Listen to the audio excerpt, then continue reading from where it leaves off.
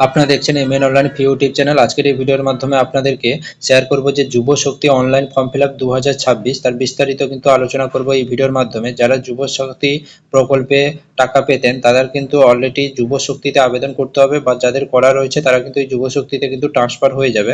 তো সমস্ত কিছু বিস্তারিত এই ভিডিওর মাধ্যমে আপনাদেরকে শেয়ার করব। এই ওয়েবসাইটের লিঙ্ক কিন্তু আমরা ডেসক্রিপশন বক্সে দিয়ে দিয়েছি। এই লিঙ্কগুলোতে এসে কিন্তু আপনারা ডাইরেক্ট এই ওয়েবসাইটে আসতে পারবেন। এই যুব শক্তিতে আবেদন করার পর, বা যাদের কিন্তু এই ওয়েবসাইটে যুবসাথী পেতেন তারা এই যুবশক্তিতে ট্রান্সফার হয়েছে কিনা তাদের চেক করতে হলে mobile number, application ID, voter ID এবং রেজিস্ট্রেশন নম্বর যে কোনো একটা দিয়ে কিন্তু আপনারা স্ট্যাটাস চেক করতে পারবেন যে যারা যুবসাথী পেতেন তারা যুবশক্তিতে তাদের ট্রান্সফার হয়েছে কিনা। না হলে আপনাদের কিন্তু নতুনভাবে আবেদন করতে হবে। তারাই কিন্তু পাবেন যারা ওয়েস্ট বেঙ্গলের স্থায়ী বাসিন্দা হবে, তারাই কিন্তু এই প্রকল্পের আবেদন করতে পারবেন। এবং এই প্রকল্পে আবেদন করতে গেলে আপনাদের বর্তমানে কিন্তু বেকার থাকতে হবে এবং আমাদের আধারের সঙ্গে কিন্তু ব্যাংকের লিঙ্ক থাকতে হবে, যেটা ডিবিটি লিঙ্ক, যেটা হচ্ছে ডাইরেক্ট বেনিফিশিয়ারি ট্রান্সফার।